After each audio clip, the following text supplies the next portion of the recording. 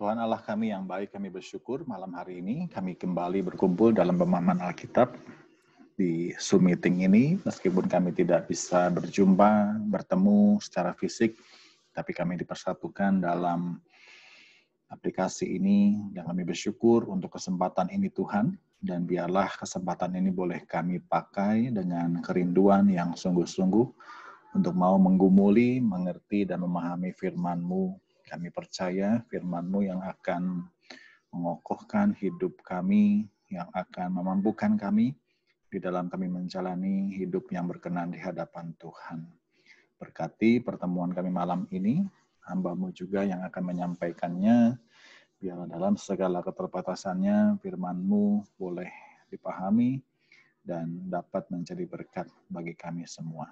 Terima kasih Bapa, hanya di dalam nama Tuhan Yesus Kristus kami berdoa. Amin.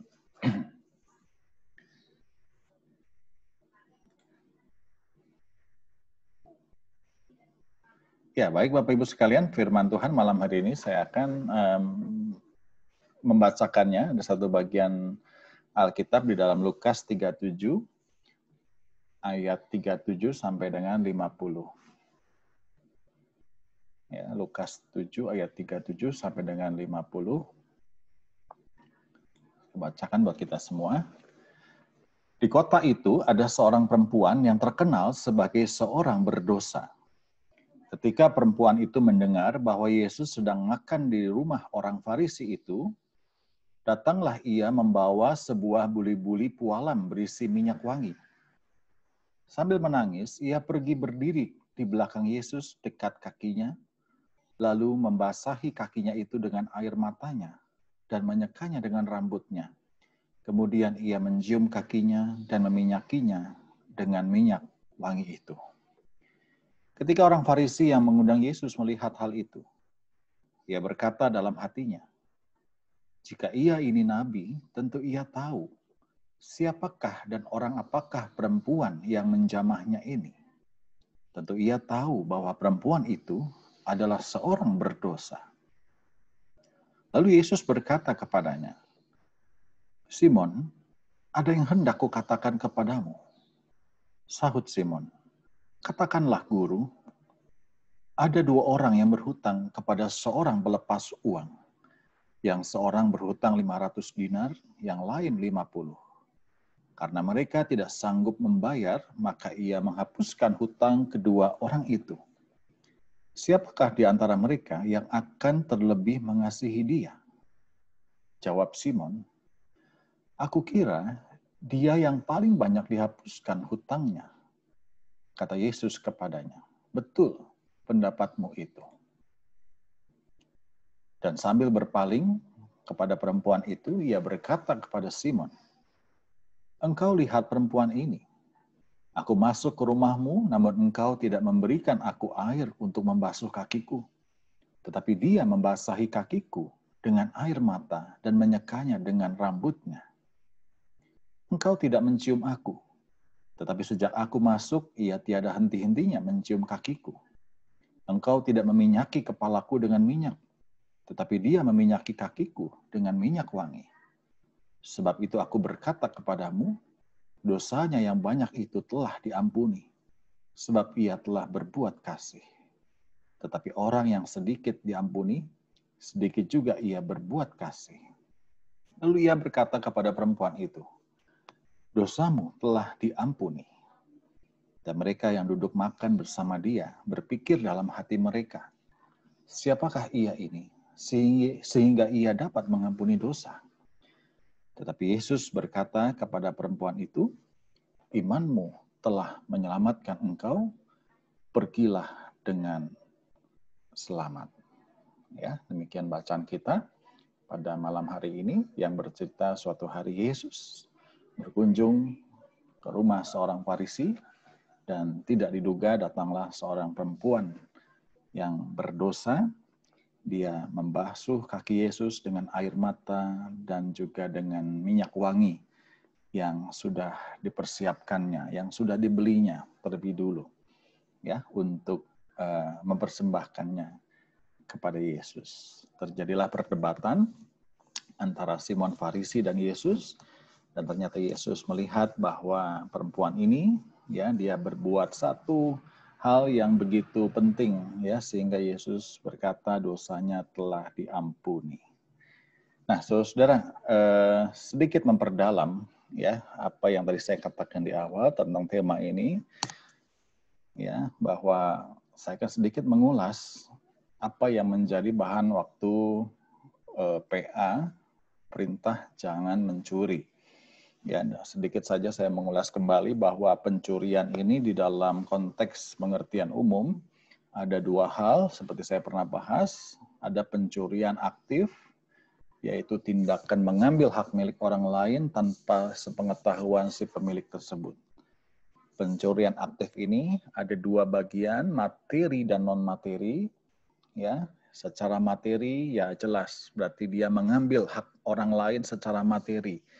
Bisa makanan, bisa pakaian, bisa barang-barang berharga, dan sebagainya. Non-materi berarti dia mengambil sesuatu punya orang lain yang tidak berupa benda.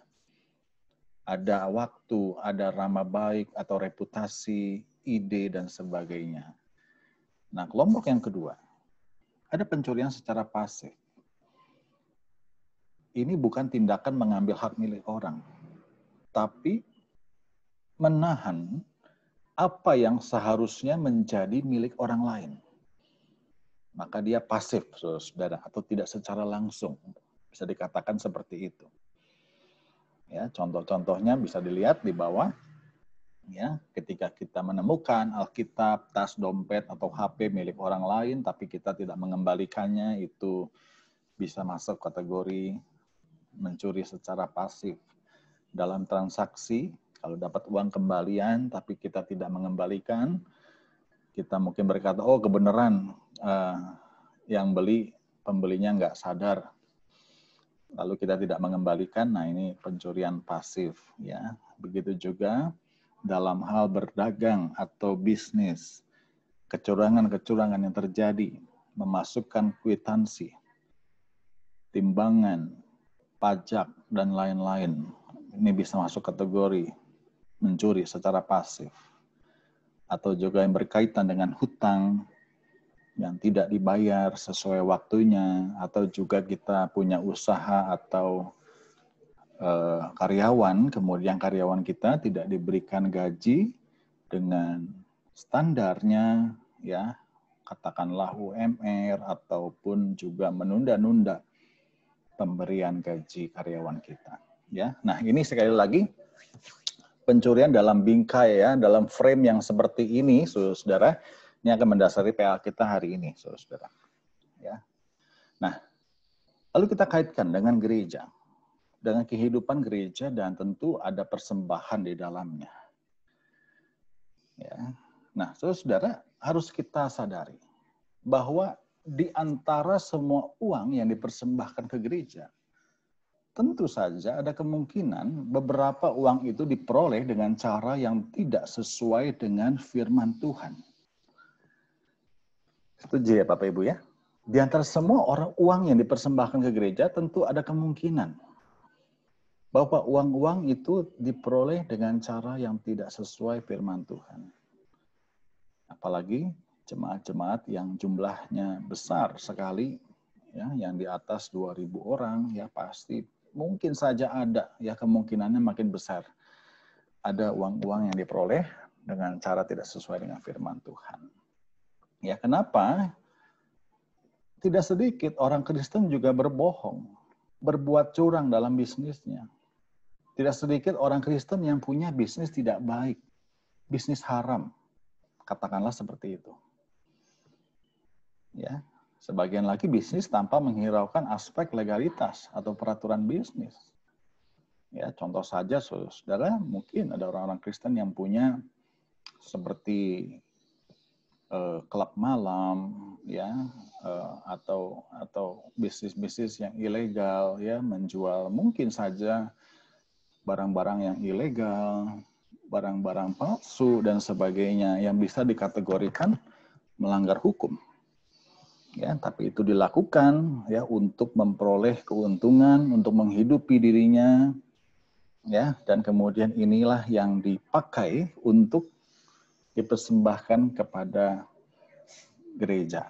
Atau dengan kasus ekstrim, mungkin saja ada orang yang melakukan korupsi dalam jumlah besar, kemudian uang ini dipakai untuk dipersembahkan kepada gereja, dibelikan aset gereja, ya, atau dengan istilah money laundering atau pencucian uang, saudara. Ya, nah, baru bagaimana seharusnya gereja menyikapi situasi ini? Apakah gereja akan tetap menerima persembahan seperti itu? Persembahan dari uang haram. Apakah kita tetap menerima persembahan seperti itu? Persembahan dari uang haram, tanda kutip, saudara. Sebagian orang mungkin dengan cepat akan menjawab dengan tegas, tidak. Nah, ya, gereja tidak boleh menerima uang yang diperoleh dengan cara-cara yang keliru. Ibadah kepada Allah harus dilakukan dalam roh dan kebenaran. Allah menginginkan kita memberikan persembahan yang hidup, yang kudus, dan yang berkenan kepadanya. Ya, tidak boleh dengan cepat akan menjawab seperti itu. Ada mungkin, saudara. Ya, mungkin dasarnya mereka yang menolak segala bentuk uang haram biasanya memberikan dua alasan utama. Ya, ada orang yang mengambil contoh cerita Ananias dan Safira yang tidak jujur dalam persembahan mereka. Ya kan? Yang kedua ada alasan lain berkaitan dengan guru-guru palsu. Alkitab berkali-kali mengajarkan bahwa guru-guru palsu sering mengeruk keuntungan yang tidak benar dari pelayanan mereka. Gereja yang benar tidak sepatutnya mencari keuntungan materi. Nah, saudara, ini yang dipakai. Sekilas alasan-alasan tadi sudah lebih dari cukup untuk menunjukkan bahwa gereja tidak boleh menerima uang haram. Jika kita menyelam lebih dalam lagi, kita akan menemukan bahwa persoalan yang ada tidak sesederhana itu. Karena yang menjadi masalah dalam kisah Ananias dan Safira bukanlah sumber uangnya. Uang mereka halal, mereka menjual aset. Tapi motivasi mereka yang tidak lurus, mereka yang berbohong.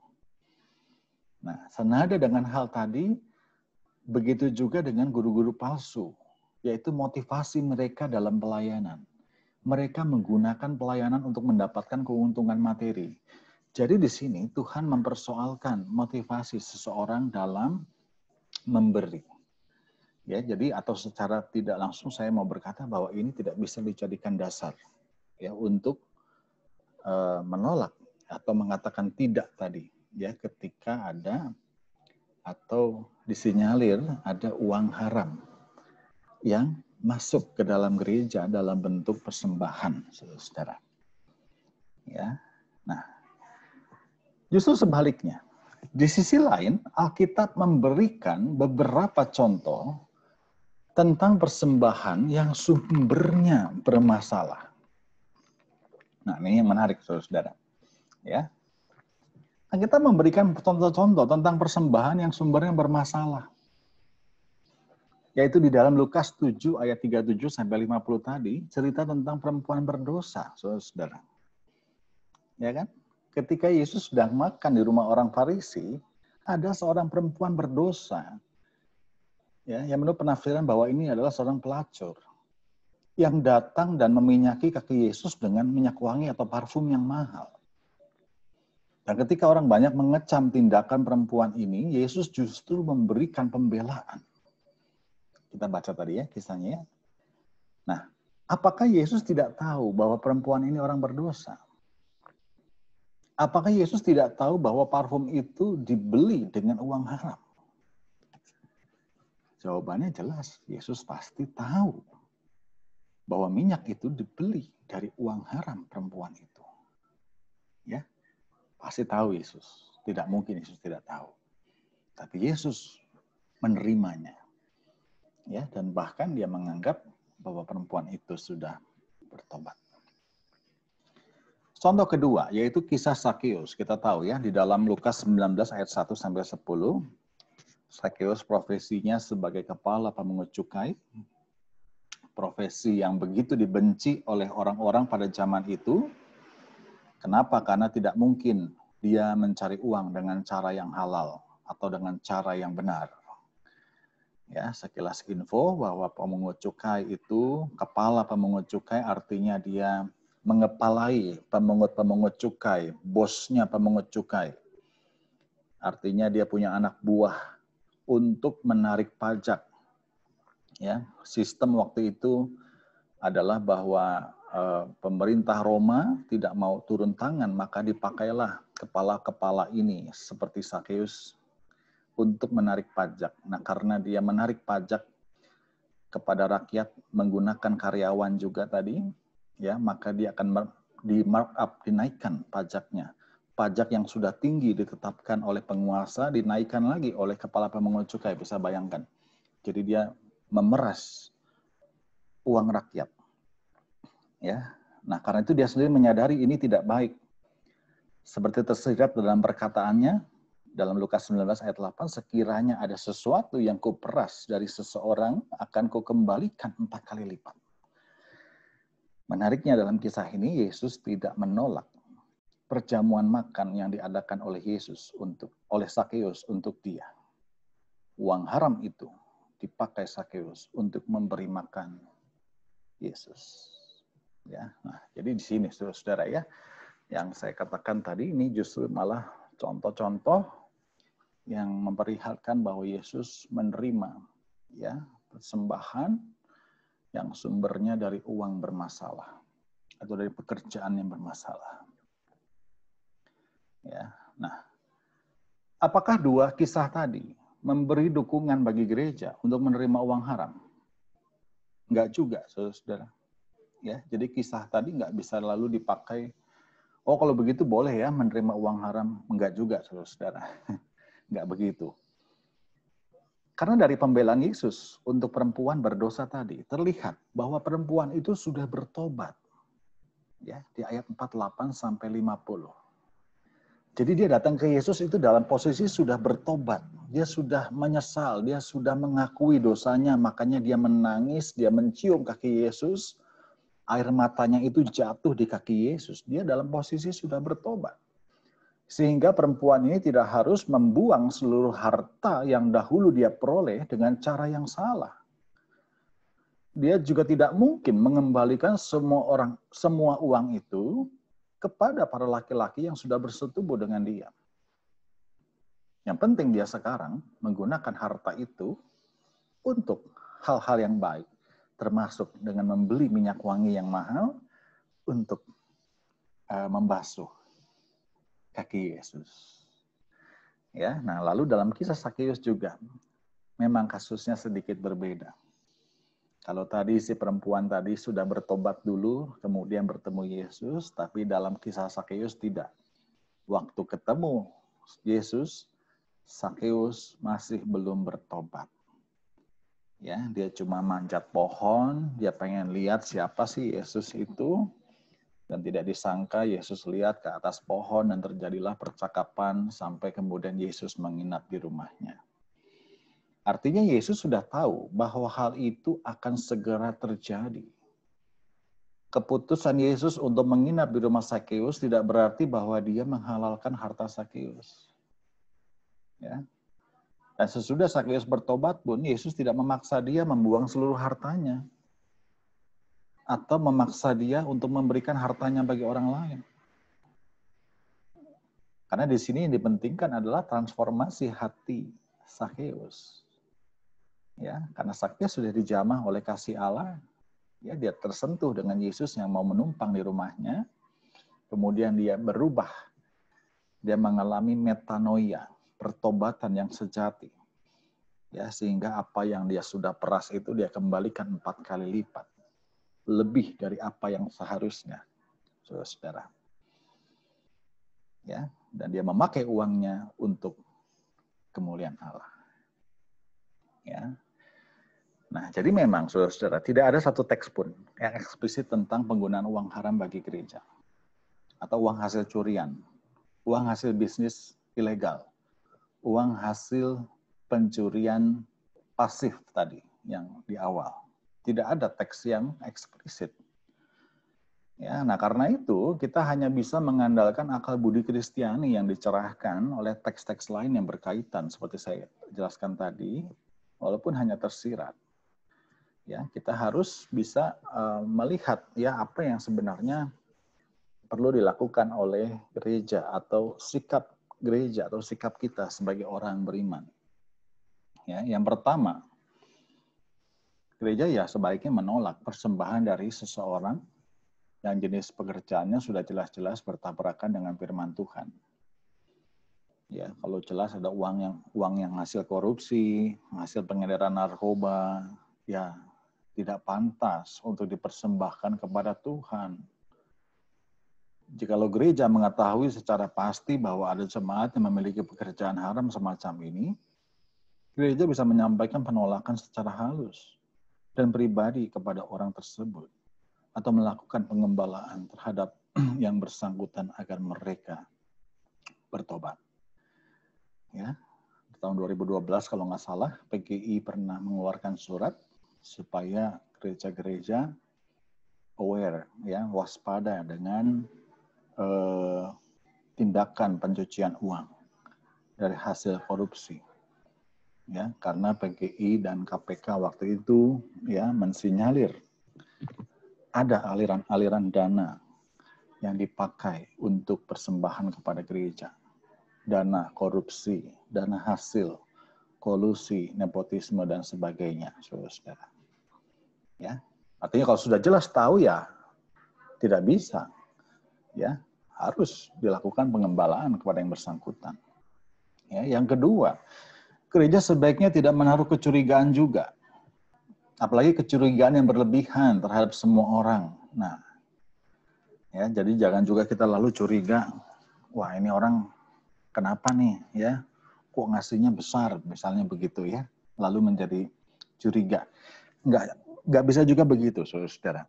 Karena kenapa? Karena gereja kadang-kala tidak mengetahui jumlah bisnis yang dilakukan oleh seseorang.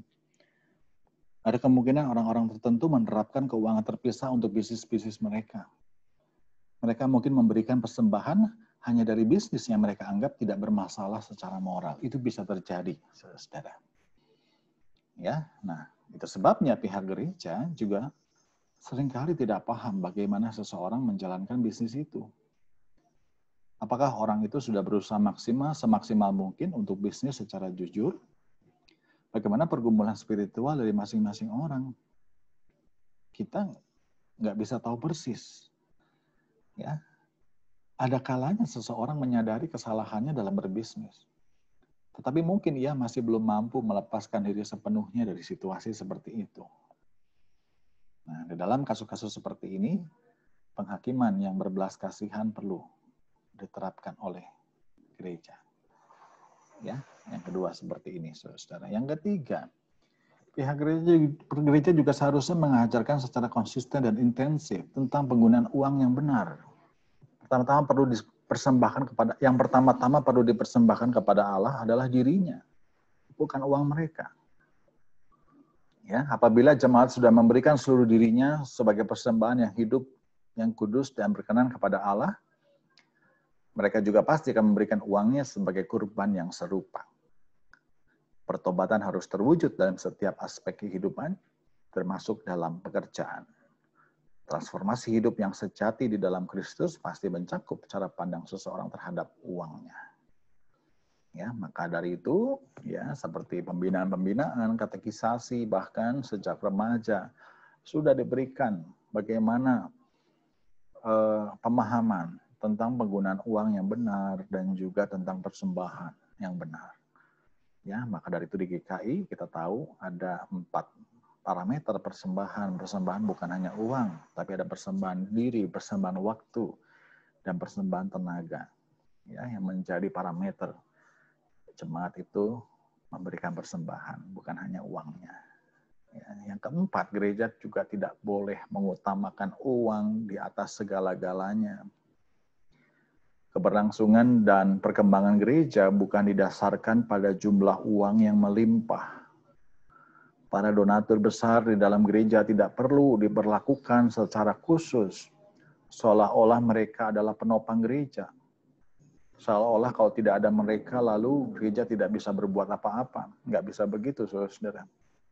Ya, sebab gereja yang berorientasi pada harta seringkali tidak mampu bersikap objektif terhadap persembahan-persembahan finansial yang mencurigakan.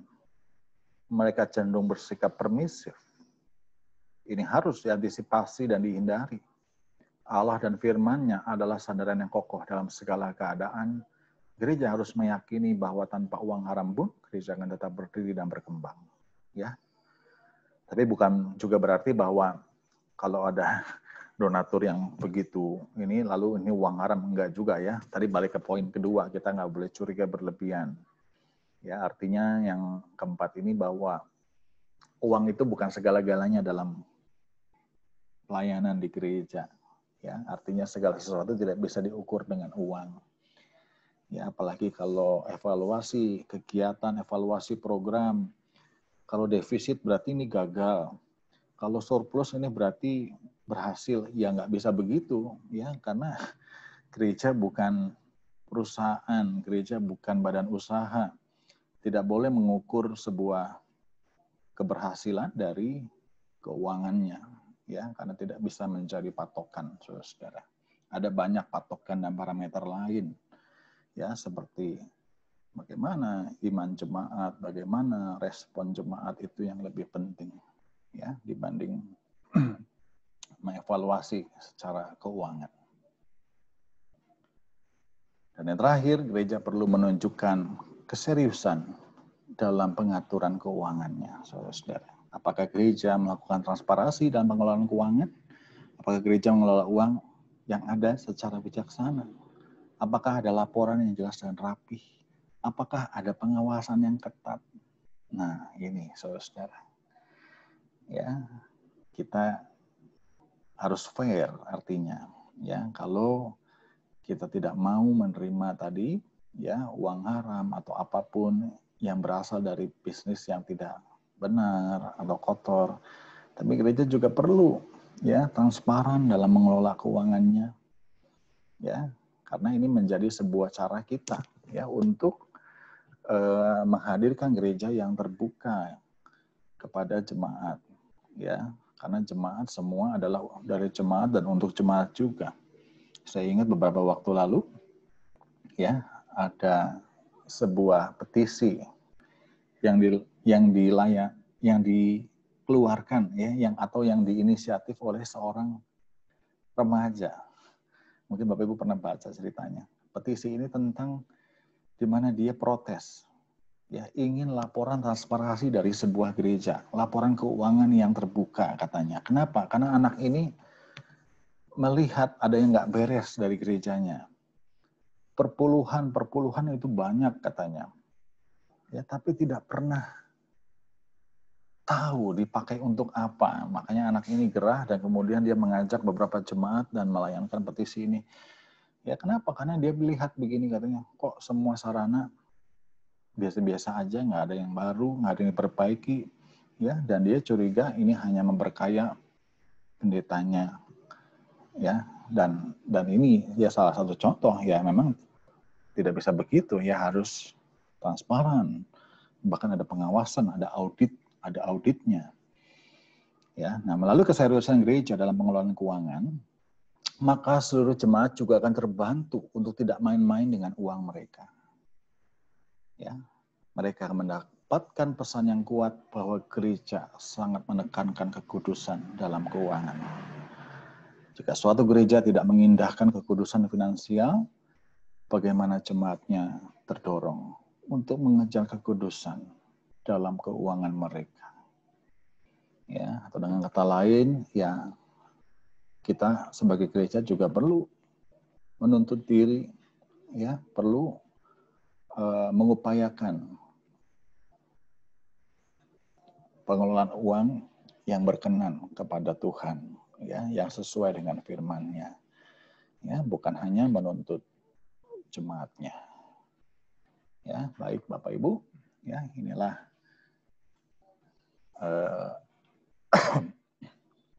pemaparan materi saya, saudara-saudara, yang semoga bisa menjadi pencerahan buat kita, ya, ketika kita mendalami, ya, perintah tadi. Wah, cukup panjang ya. Nggak kerasa ada 40 menit. Iya, baik Bapak Ibu. Ya, dari sini apakah ada yang mau menambahkan Bapak Ibu atau memberikan komentar atau pertanyaan untuk kita diskusikan bersama, boleh? Ya, Pak. Ya. 2-3 hari yang lalu kan Marcella Rosalina itu di-hacker Instagram sama Facebook-nya. Lalu ada jadi ke semua ke semua kontak Instagram sama Facebook-nya Marcella itu ada yang mengirimkan sejumlah uang karena setiap orang diminta 1,5 juta gitu. Dan ternyata ada yang kena gitu. Karena janjinya besok pagi nanti diganti. Akhirnya jadi besoknya si anak itu, Miss katanya udah terima, katanya gitu. Lewat line, soalnya si IG-nya sama dia jadi di-blok gitu. Dan yang komen-komen juga banyak yang di-blok. Sampai sekarangnya masih itu. Tapi yang di Facebook, kalau yang di Instagram udah dihapus. Udah ditutup sama pihak Instagramnya. Cuman yang Facebook sampai sekarang masih ada. Terus juga ke Selanya, kalau mau balik lagi katanya Instagramnya minta uang 1 juta katanya gitu. Kalau yang ke korban-korban mintanya 1,5 juta. Jadi saya juga nggak tahu berapa orang yang kena gitu kan. Itu gimana ya, Pak? Kasusnya gimana itu kalau begitu? Udah ngambil akun, minta 1 juta, setiap orang minjem duit, gitu. Ada yang kena. Gimana, Pak? Maksudnya ini kan pencuriannya bentuk gimana itu, Pak? Harus gimana juga cara? Ya, yang dilaporkan ke polisi aja, Bu. Iya. Ke polisi yang di mana ya?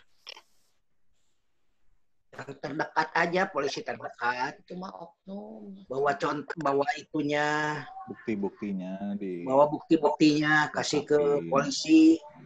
Nanti sama polisi diintres, udah. Ada bagian apa cybercrime sekarang. Ya itu. Kita bisa membantu. Memang jangan diselesaikan sendiri, Bu, karena biasanya panjang urusannya itu nanti. Lebih baik polisi yang biar tahu lah polisi. Iya, beraninya teh minta 1 juta ke Sela. Kalau ke yang lain minjemnya 1,5 juta. Sampai saya juga ikut nggak bisa tidur, mikirin anak saya. Karena ini masih berlangsung gitu kan. Kalau satu orang sih ya udah nanti saya gantiin 1,5 juta. Tapi kalau misal banyak korban ya nggak bisa banyak-banyak gitu kan.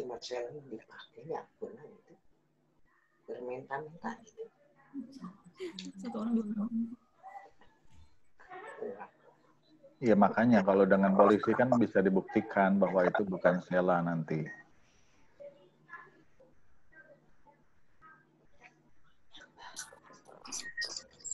Ya. Ya, ada. Gitu Bu Elna ya. Kita bantu doa juga ya. Iya. Oke, ada lagi Bapak Ibu yang lain. Dari materi tadi. Ya, kedengaran? Iya, Pak Suryadi. Ya. Tadi mengatakan bahwa persembahan yang harus diterima di gereja adalah yang halal ya, istilahnya ya mungkin ya, gitu ya. Halo? Iya, Pak.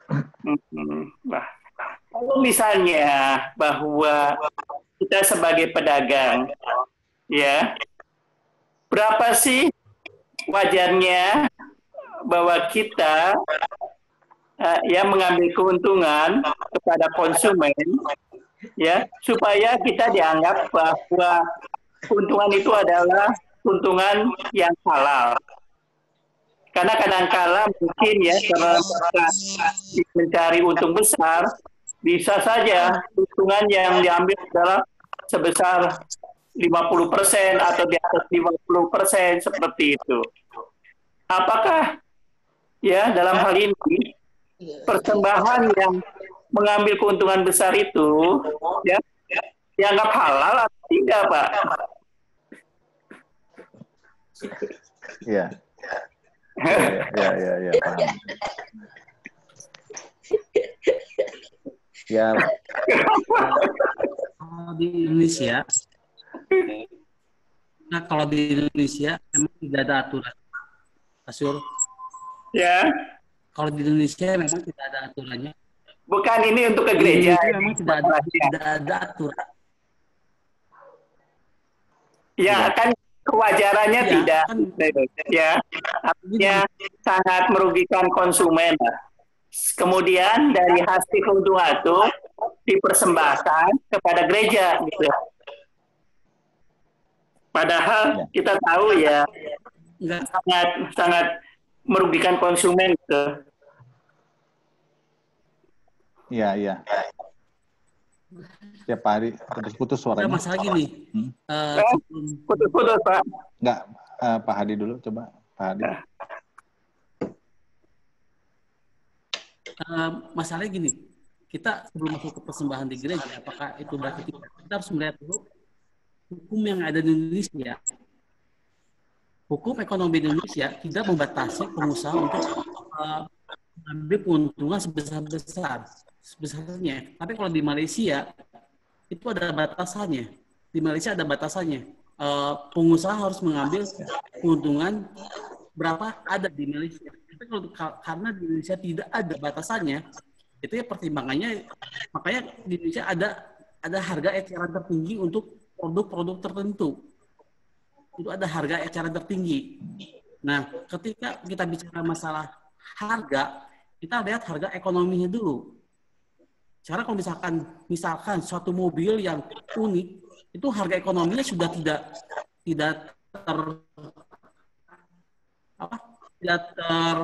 masuk di akal, ya. Ada yang bilang 50 juta itu mahal, ada yang bilang 1 juta itu murah, ada yang bilang 1 M itu murah. Padahal mobilnya sama, gitu. Nah, ini kan hukum ekonomi berjalan. Nah, ketika dikembalikan ke persembahan, ya masalahnya bukan tidak merugikan konsumen atau tidak, bukan. Masalahnya ada harga hukum, ada yang nilai ekonomi yang tidak diatur di perekonomian kita, gitu. Itu aja sih.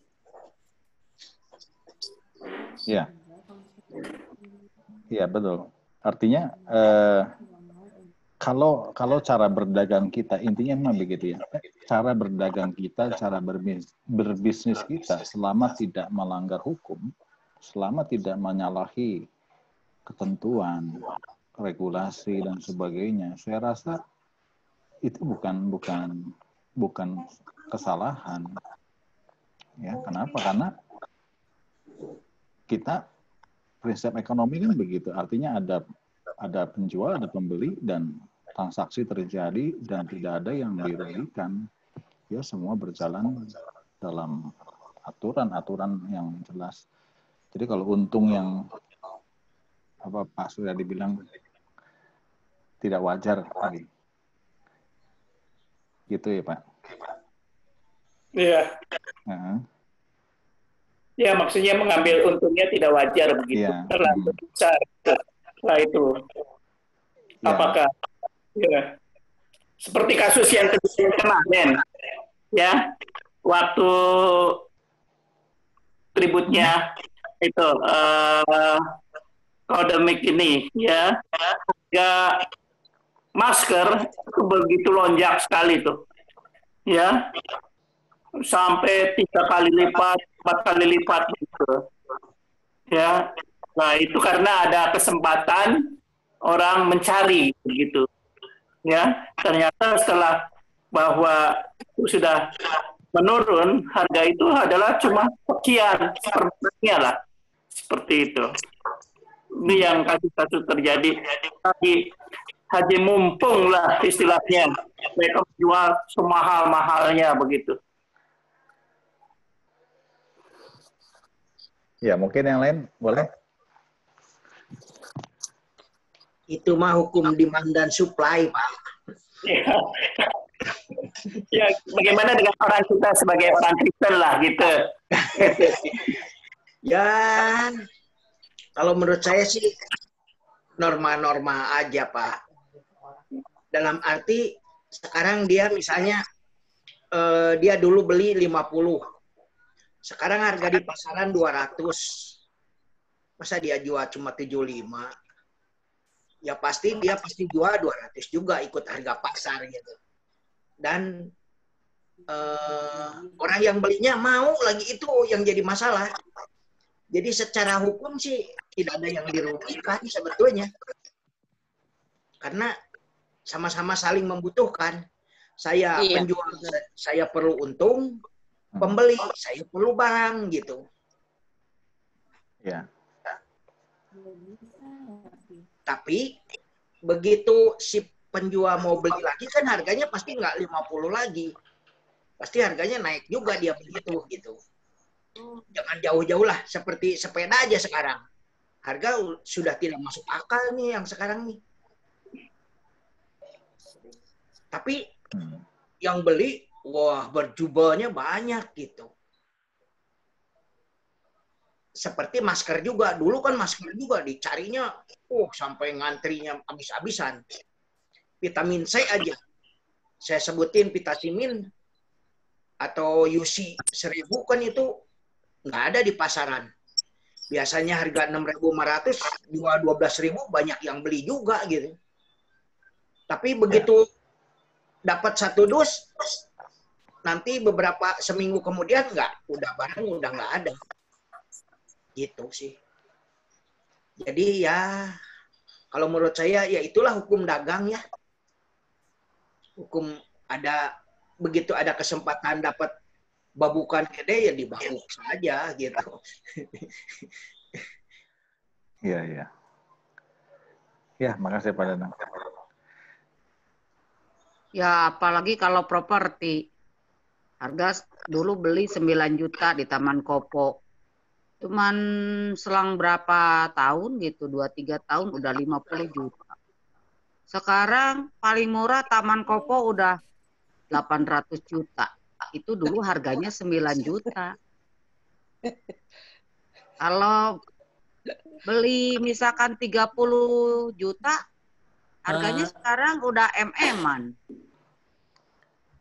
Ya. Properti lebih gila-gilaan.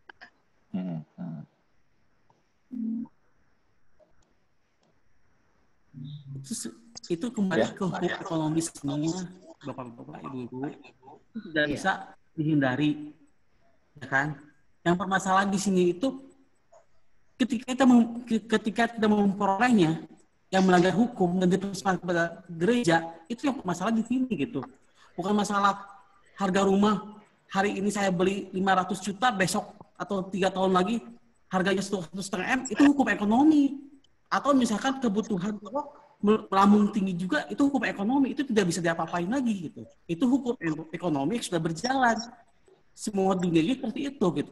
Permasalahannya di sini adalah ketika kita memperoleh keuntungan itu tidak sesuai dengan atau tidak sesuai dengan hukum yang ada di Indonesia atau misalkan dengan secara haram ya.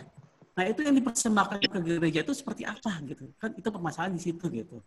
Kita jangan bicara lagi masalah hukum ekonomi lagi gitu. Ini masalah kita bicara masalah kita kembali lagi. Iya, benar. Sudah beresnya. Apakah persembahan yang kita persembahkan buat gereja yang berasal dari penghasilan yang tidak halal itu seperti apa gitu. Itu yang pembahasan hari ini seperti itu gitu. Bukan pembahasan masalah hukum ekonomi. Iya, makanya saya katakan tadi kan dikaitkan kalau secara hukum tidak melanggar, ya jelas persembahan kita nggak ada masalah. Gitu. Sebenarnya itu aja. Ya, betul. Ya, kalau udah jelas secara hukum melanggar, produknya yang dijual juga ilegal misalnya, atau tidak berizin, ya itu kan sudah melanggar. Ya, dan ketika sudah melanggar ya berarti ada bermasalah gitu loh, bermasalah dengan cara kita mencari uang.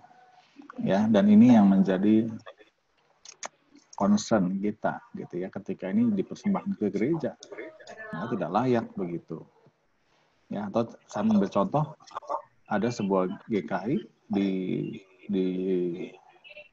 Jawa Barat inilah pokoknya, yang sebagian besar mata pencarian jemaatnya itu adalah rentenir, Bapak Ibu. Sebagian besar rentenir, bukan 1-2 gitu. Rentenir sendiri pro kontra ya. Pro kontra ya artinya ya pedagang butuh, tapi secara hukum juga nggak jelas begitu kan. Tapi kan juga ada banyak orang yang menolaknya, banyak orang yang mengaitkannya dengan melanggar firman Tuhan dan sebagainya. Ya, tapi kalau ditelusuri lebih jauh ya bank juga begitu, sama aja kan begitu ya, ada riba. Ya, nah ketika ini kan gimana gereja? Persembahannya semua dari situ, sebagian besar. Ya. Nah, tentu saya pikir ini kembali juga ke soal motivasi ya, motivasi kita dalam bekerja dan mencari nafkah ya. Ketika orang mungkin melupakan kemanusiaan, orang-orang menomorduakan etika ya, kemudian yang penting untung banyak, yang penting cari uang cepat. Ini yang menjadi perhatian kita, saya pikir ya. Sehingga apalagi ya pencurian pasif ini kan bias gitu ya, pencurian pasif dari yang awal. Bisa aja kita ada di situ sebenarnya. Ya, cuma kita kadang ya udahlah gitu. Ya. Sampai orang bilang kalau bisnis terlalu jujur ya nggak maju-maju katanya. Ya. Ini yang jadi perhatian kita, saya pikir, saudara. Ya. Pak Ilim, kayak mau komen Pak Ilim. Ini mah rada berat Pak ini mah kalau ngomong mah. Emang benar sih kalau kita berpikir secara logika, kan tidak semua kita juga nggak akan tahu Pak persembahan itu kita yang orang ini memberikan persembahan dari hasil apa, kan nggak akan tahu. Iya betul.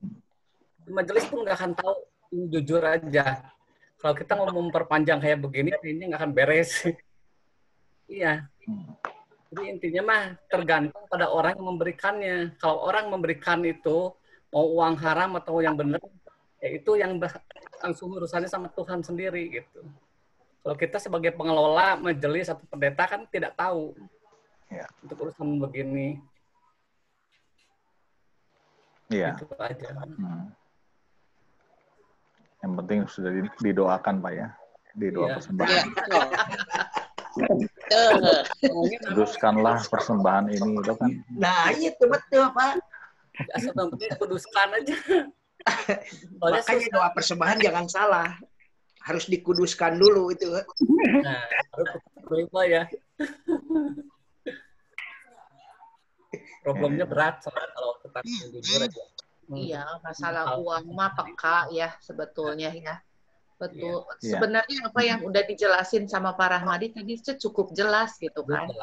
Jadi kita nggak tahu orangnya, sumbernya dari mana, terus pekerjaan sedetil mungkin orang tersebut apa gitu.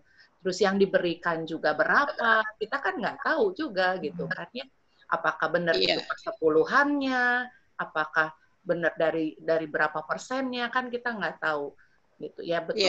Betul yang Bapak ngomong, motivasi dirinya, tujuannya apa memberikan persembahan, apakah tujuannya untuk mencari ketenaran, nih gua ngasih sekian untuk gereja, apakah ngasih tujuannya untuk kemuliaan Tuhan, kan kita juga nggak tahu gitu. Jadi rasa-rasanya ya kembali ke orangnya, betul Pak, motivasinya apa gitu. Ya. Iya, betul. Yang penting dikuduskan. Nah, itu betul sih. Doa kan saja setiap udah persembahan diadain doa gitu kan. Iya. Iya. Jadi Jadi kan biar apa yang kita terima, yang gereja terima itu betul-betul gitu kan. Jadi benar dikuduskan dan dikelola juga dengan baik gitu. betul. Tadi kan penjelasannya udah panjang lebar, udah bagus banget. Berarti Betul, saya ya, udah jelas. udah lengkap. Iya, udah lengkap. Tinggal kita doakan saja. Kalau misalkan majelis tahu, tapi misalkan pura-pura nggak tahu gimana? Oh, beda lagi. Yang Ya. berdosa siapa? berarti intinya Bisa digembalakan. Bisa Iya, iya. Kan kalau majelis tahu juga kan tetap didoakan, lagi ya. dikuduskan. Iya, Pak Adi. Namanya manusia nggak ada Berarti yang ya, flashback sempurna, lagi. nggak ada sempurna ya. Nah, Jadi ya majelis juga orang juga gitu kan. Iya. Jadi nggak bisa lah kita saling nyalahin sana sini, ini lingkaran setan jadinya gitu kan. Padahal di gereja nggak Iya, boleh nggak ada boleh, setan ya. gitu kan. Nggak, cuman bagaimana cara mengelola, bagaimana cara memberikan, itu aja tujuannya apa itu kayak. iya, iya. Jangan lupa dikuduskan. Kekeh gitu. Balik lagi. Ya sudah dikuduskan, diterima. Ya mah udah diterima dari apapun dikuduskan aja gitu ya. Sudah dikuduskan, diterima, gitu kan. Iya. Pak Pendeta boleh tanya enggak? Iya, Bu Idia.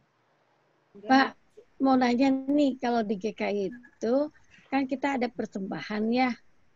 Persembahan itu teh maksudnya yang perpuluhan. Gimana, Bu?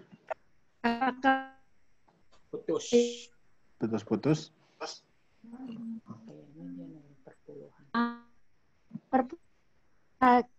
Kita kan dikasih suruh persembahan ya. Ya. Apakah itu perpuluhan atau persembahan itu gimana kita mau ngasihnya gitu, Pak? Ya, kalau di GKI kan macam-macam. Gini, persembahan itu kan macam-macam ya. Ada yang mingguan rutin, ada yang bulanan, ada yang syukur, ya, ada yang sampul khusus, perjamuan kudus, hari raya gerejawi, persembahan akhir tahun, persembahan awal tahun, ada banyak macamnya, termasuk perpuluhan.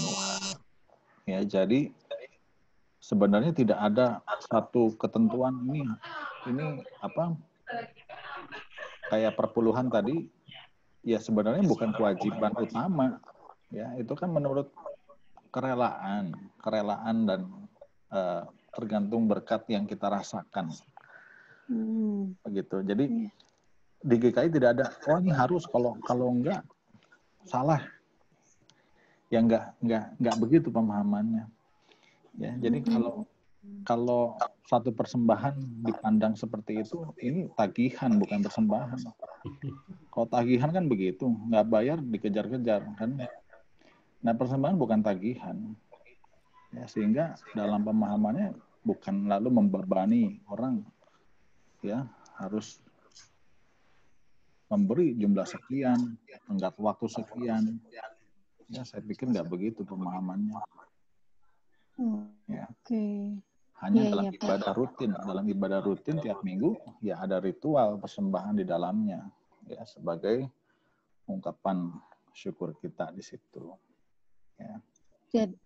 Jadi Pak, saya tanya lagi nih satu, prinsipnya yang disebut perpuluhan itu kalau di GKI mah nggak ada ya Pak. Pokoknya persembahan itu adalah persembahan yang sesuai dengan hati nurani kita ketika kita memberikannya, gitu ya Pak ya? Sebenarnya kan bukan nggak ada. Karena gereja tertentu kan ada yang bilang harus ada sepersepuluhan. Nah, sepersepuluh dari milik kita itu sebetulnya bukan milik kita, kita kembalikan lagi kepada Tuhan. Contoh nih Pak, kalau saya dapat ya supaya nggak susah ngitung adalah misalnya 1 juta, maka sebetulnya yang 100.000 itu adalah milik Tuhan. Jadi gaji saya tuh cuma 900.000 gitu. Jadi 100.000-nya kan kita kembalikan ke Tuhan sebagai rasa syukur kita. Nah, kalau prinsip GKI mah nggak begitu ya Pak ya? Artinya perpuluhan tetap ada, tapi bukan keharusan. Begitu. Oh. Nah, ada gereja lain, ada tapi diharuskan. Nah, kan beda. Kalau diharuskan berarti kan kalau tidak memberi salah. Ya, sesuatu yang harus itu ketika bolong, nah, kamu salah. Kamu tidak melakukan yang seharusnya. Nah, kalau di GKI enggak. Ada, perpuluhan ada, tapi tidak menjadi keharusan sehingga kalau tidak memberikan maka salah gitu. Ya. Tidak begitu pemahaman. Iya. Betul, Pak. Saya cuma nanya, apakah ada hukumnya di Alkitab misalnya bahwa kita memang 1/10 itu adalah milik Tuhan gitu. Ada nggak, Pak? Ada teksnya, cuman ada teksnya juga itu perlu penafsiran yang lebih dalam. Oke. Ya, Pak. Oke. Karena teks firman Tuhan itu ya harus kontekstual ya dengan sekarang. Ya nggak bisa plek-plek kita ambil. Ya. Itu. Oke, terima kasih. Sampai lupa mau ngomong apa. Lupa ngomong apa. Segala-galanya. Uang bukan segala-galanya, Pak, tapi segala-galanya perlu uang, Pak. Gitu ya, Bu. Jadi nanti yang suka perpuluhan jadi longgar dong, Pak. Loh, yang enggak dong. Yang enggak. Enggak juga, Bu. Banyak orang yang ngasih perpuluhan ke kan saya bilang bukannya tidak perlu. Boleh, cuman bukan keharusan dan kewajiban. Ya. Makanya kan kalau jadi kewajiban dan keharusan ya berarti kalau enggak salah. Kan enggak begitu gitu. Itu hanya salah satu jenis. Salah satu jenis dalam persembahan yang tadi saya udah beberkan banyak macamnya ya, ada syukur, ada tahunan, sembah kudus dan sebagainya. Ya. Itu hanya salah satu jenis. Ya sebetulnya juga milik Tuhan bukan 1/10 ya Pak ya. Nah, 1/100 ya 100%-nya itu semua milik Tuhan harusnya. Nah, betul, Bu. Kalau kita mengukur 1/10, iya. Ya sebenarnya 100% ya punya Tuhan. Ya betul, Ing. Makanya akan jadi bias ya, Bapak Ibu ya. Maka bijak-bijaklah kita. Dan sayangnya begini, Bapak Ibu, ya beberapa gereja yang bukan arus utama, ya kadang mengharuskan perpuluhan. Tapi perpuluhan ini bukan untuk gereja, ya. Untuk pendeta. Ya, untuk pendeta. Ya, dan ini menjadi sebuah udah rahasia umum lah, Bapak Ibu, ya, tahu semua orang begitu ya. Dan ini berjalan dari tahun ke tahun begitu. Ya saya bersyukur di GKI tidak begitu sistemnya, ya sehingga kan tidak terjadi yang seperti itu. Nah kalau di sistem yang seperti itu, ya menurut saya tidak tidak tepat lah, ya tidak etis juga begitu. Ya apalagi perpuluhan di awal tahun itu, ya menurut cerita dari teman-teman itu pendetanya bisa beli mobil baru. Mobilnya bukan mobil biasa lagi. Iya, ya, dan itu terjadi. Ya. Ya makanya itu tadi saya bilang penafsirannya ini rumit, ya sehingga sering salah tafsirkan, ya sering salah tafsirkan, akhirnya malah jadi keliru begitu. Ya. Ya mungkin yang lain Bapak Ibu.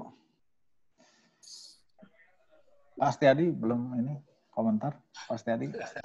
Susah Pak kalau ngomongin uang. Sesepuhnya.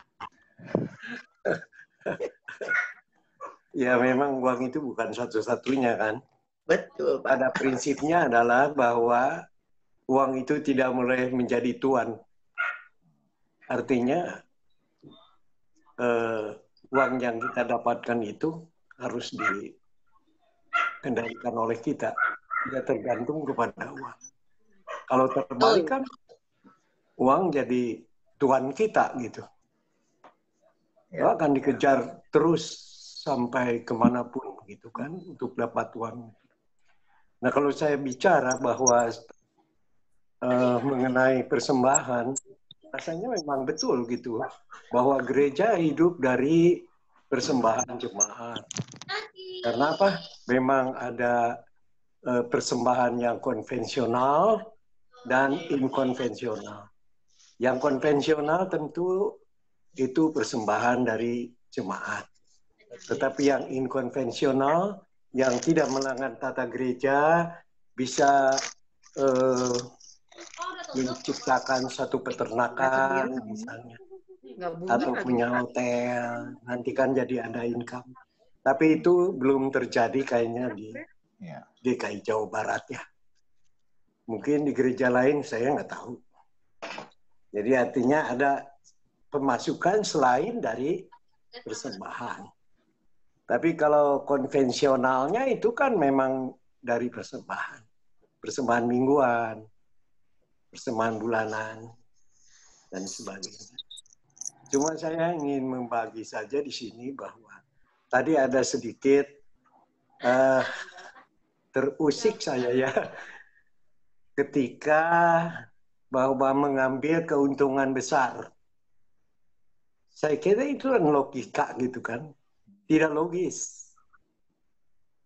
Persaingan perdagangan itu sangat keras. Kalau tidak tahu ya harus melihatlah ya atau mengalami. Seperti saya sendiri, kalau saya ambil untung 300 rupiah, orang lain 250. Lalu kita mau apa? Ikut. Ikut saja kan, supaya produk kita juga bisa jalan. Tapi ketika pada batas tertentu, saya juga berpikir, bayar karyawan, bayar telepon, bayar listrik, ya, bayar pajak, bayar dan sebagainya. Ya harus ada lebih dong ya. Kalau enggak, berarti nyedot barang stok di dalam kan. Nah ini yang ajaib, aneh ya para madi. Saya mengalami sangat-sangat luar biasa. Yang makan saya itu ya artinya ngambil barang tidak bayar itu sangat besar. Kalau saya ceritakan di sini juga kurang etis gitu. Tetapi Tuhan itu memimpin, Pak. Kalau Bapak mampir ke toko saya satu waktu, Bapak bisa lihat ya pekerjaan saya sehari-hari. Jadi malah saya malu sendiri gitu. Yang dimakan itu lebih besar daripada saya yang berikan kepada Tuhan. Hilang. Boro-boro gitu kan. Dari keuntungan besar gitu. Kita memberikan. Itu kan satu apa ya. Panggilan lah ya pemberian juga. Persembahan itu. Digerakkan oleh Roh Kudus. Digerakkan oleh Tuhan. Tanpa tujuan, artinya memberi tanpa berharap gitu kan. Firman Tuhan mengatakan bahwa berbahagialah orang yang murah hati karena akan beroleh kemurahan. Jadi nggak usah kita berharap kepada seseorang kalau kita sudah bantu, sudah tolong, lalu mengharap balasan. Saya kira itu nggak begitu. Tetapi Tuhan pasti memperhatikan orang yang murah hati. Bukan berbahagia lagi kalau misalnya, maaf Pak Rahmadi, bisa dirubah berbahagia itu diberkatilah. Diberkatilah. Ya.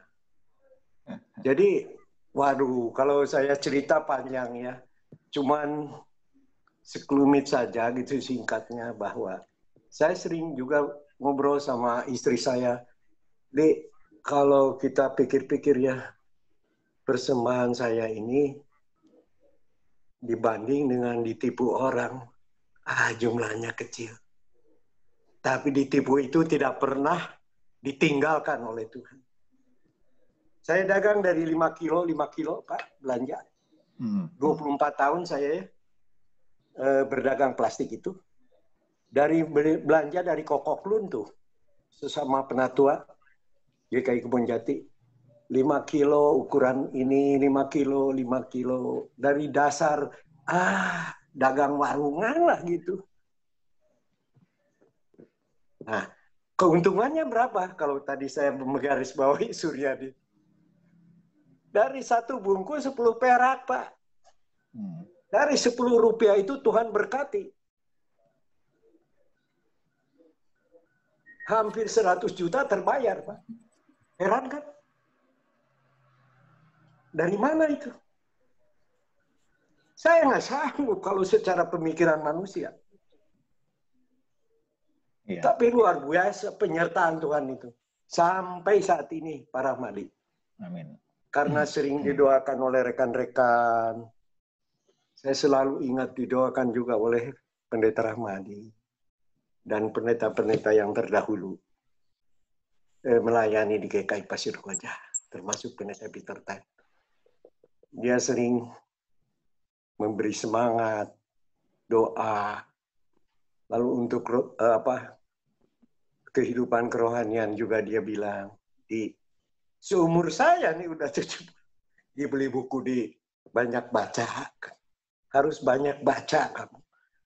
Ya Pak, beli saya seri Selamat karangan Pak Andar Ismail. Itu kebetulan ada kolportase di gereja GKI Pasko waktu itu. Ketika dia bilang dibeli itu, nah tanggal 9-nya itu khotbah kan hari Minggu, tanggal 9 Juninya dipanggil Tuhan. Saya kaget setengah mati itu. Jadi ada kesan tersendiri ketika dia terakhir khotbah. Mungkin nggak ada yang melihat, tapi kami ngomong-ngomong di gerbang. Seperti tidak ada ilapat lah gitu kan. Kaget. Nah, termasuk beliau sering mendoakan saya. Jadi, sampai sekarang pun, Tuhan memberi pada saat saya butuh. Ketika saya butuh, keran itu dibuka. Pas selesai persoalan, menutup segala hutang-hutang saya di luar, keran itu mulai dikecilkan. Kenapa? Supaya saya tidak menghamba kepada uang. Jadi secukupnya aja. Makanya Tuhan mengajarkan berilah kepada kami makanan yang secukupnya. Bukan berilah 2 mobil atau 3 rumah. Jadi yang saya kejar adalah hanya kalau saya cerita di sini jadi panjang. Sebenarnya saya melihat teman saya mula-mulanya ketika meninggal, lalu istrinya kan tidak bisa melanjutkan usaha. Jadi saya dalam hati, Tuhan kalau bisa saya berilah satu usaha yang bisa dilanjutkan oleh keluarga gitu kan. Supaya ketika saya meninggal, ya bisa ada yang melanjutkan. Makanya sampai sekarang juga istri saya sering mendampingi. Ya. Jadi ada niat-niat tertentu dan bukan cari kekayaan. Lalu kalau misalnya ada orang yang memberi besar, jangan kecil hati. Besar sekarang itu sudah 8 kali fluktuasi rupiah. Kalau dulu 200, sekarang 25.000, dulu 25.000, sekarang 200.000. Jadi kalau dilihat dari nilai itu tidak besar gitu. Ya, tahun 65 itu kan uang dipotong 1.000. 1.000 jadi 1 rupiah. 1.000 ya. 1.000 jadi 1 rupiah. 10.000 jadi 10 rupiah. Ya. Redenominasi. Nah, belakangan mau ada redenominasi tapi belum terlaksana keburu COVID. per 1.000 lagi. Jadi kalau 100.000, 1.000-nya itu samar, yang kelihatan 100. Tapi nilainya tetap 100.000. Gitu. Jadi tetaplah ya, sepanjang hayat juga harus mendukunglah. Berikanlah apa yang kita bisa mampu berikan bagi kehidupan gereja. Dan memang secara teologis kita sudah belajar malam ini. Terima kasih kepada Pak Rahmadi supaya ini juga bisa didengar oleh masyarakat melalui rekaman-rekamannya supaya mereka sadar diri kan, agar mereka juga bisa mentaati. Jadi uang itu secara teologis artinya gini dong. Jadi bukan sembarang dikuduskan, itu dari uang yang tidak benar, lalu dikuduskan. Ya bukan maksudnya itu. Tetapi uang itu memang salah satu alat tukar. Alat tukar. Kalau nggak ada alat tukar kan repot. Barang A dinilai mangga sekian gitu. 1 kintal misalnya. Nggak ada kan sekarang. Pakai uang kertas yang berasal dari uang logam. Jadi saya sendiri bingung ketika tadi mendengarkan, merenungkan. Jadi majelis teh beratnya. Beratnya apa? Ini diterima jangan ya. Karena uangnya haram. Kalau orangnya begini gitu kan. Tapi di satu pihak gereja juga perlu, ya kan, untuk pelayanan, bukan untuk diri sendiri, bukan untuk kantong pendeta atau kantong majelis jemaat, tapi untuk berlangsungnya pelayanan itu. Bagus, tapi Pak Rahmadi itu sesuatu masukan yang saya baru pernah pertama kali 70 tahun mendengar renungan malam ini. PA yang dibawakan oleh Pak Rahmadi. Terima kasih Pak Rahmadi. Ya, sama-sama Pak. Tuh, jadi majelis berat.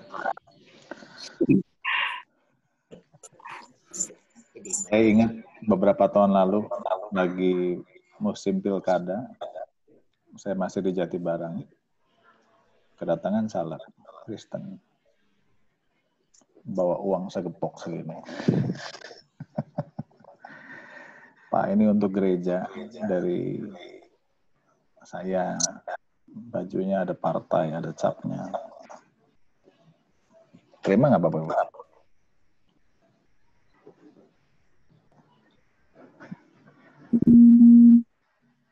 Diterima ya?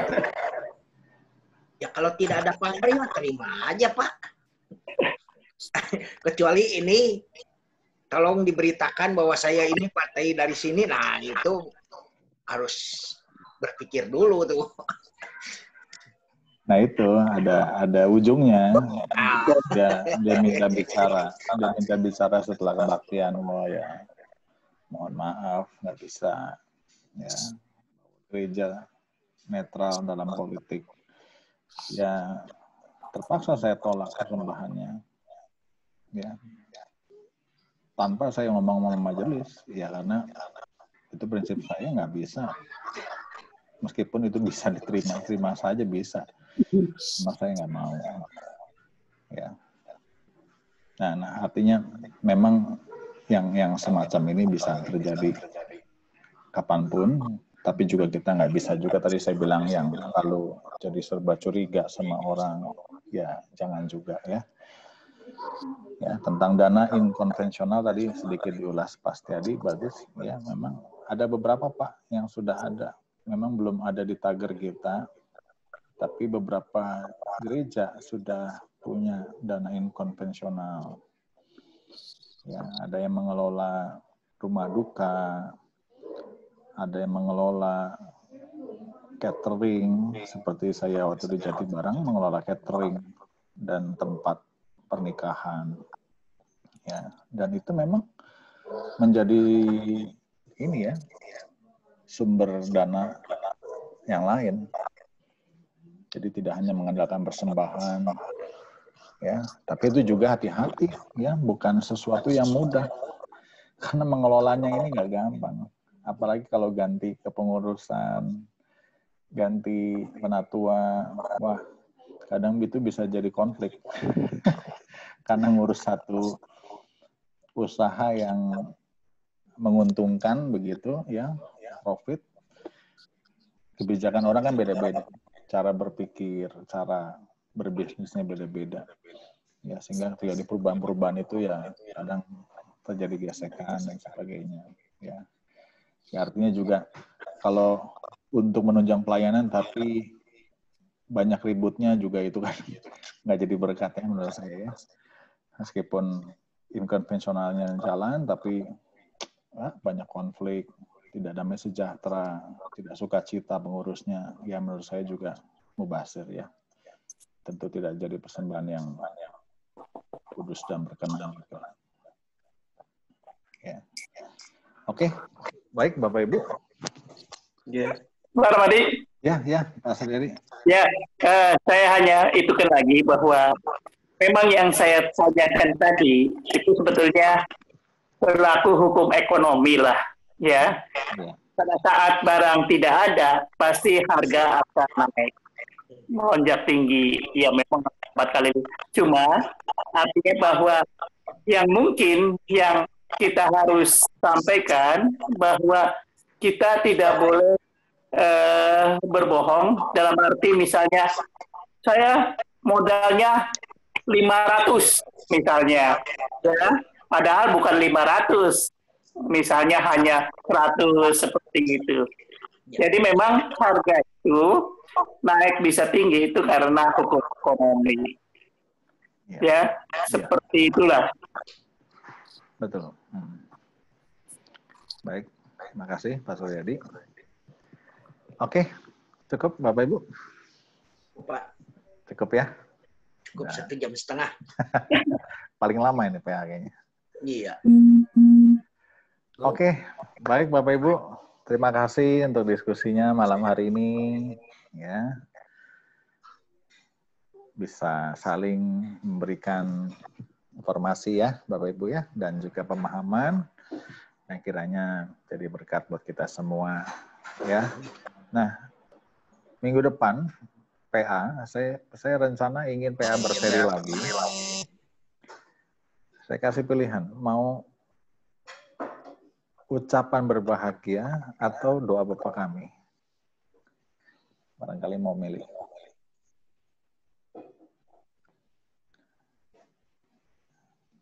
Ucapan berbahagia kan ada banyak ya, ada 12. Atau doa Bapa Kami. Doa Bapa Kami per kalimat. Doa Bapa Kami aja, Pak.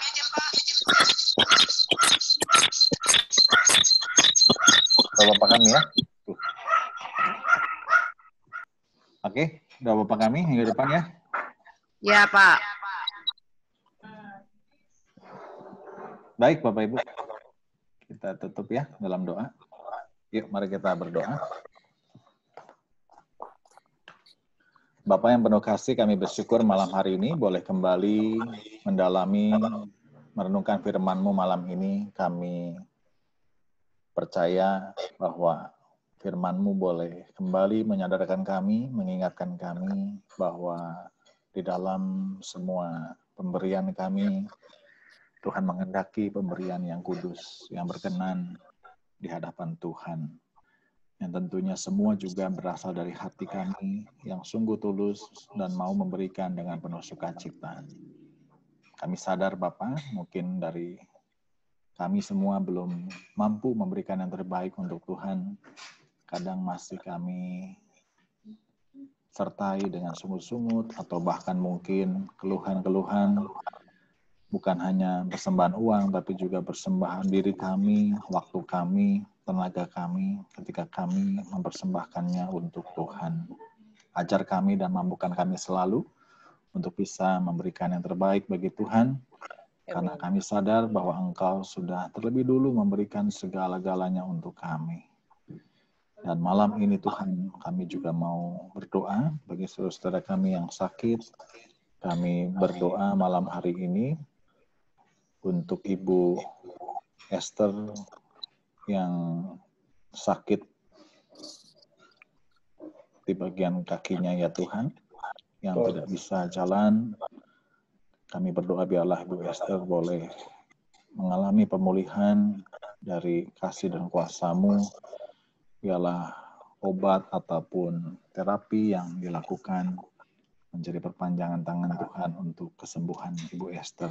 Amin. Kami juga berdoa untuk Pak Suryadi, untuk Pak Koko, juga dalam pengobatan cuci darah. Tuhan juga menyertai, menguatkan beliau dalam terapi cuci darahnya. Biarlah apa yang dilakukan boleh semakin membuahkan kesehatan yang lebih baik untuk Pak Suryadi dan Pak Koko. Juga untuk Ibu Natalia, Ibu Rosyani juga yang dalam pengobatan kemoterapi. Tuhan juga sertai, Tuhan beri kekuatan yang lebih baik lagi. Bila mereka boleh menjalani pengobatan mereka dengan baik.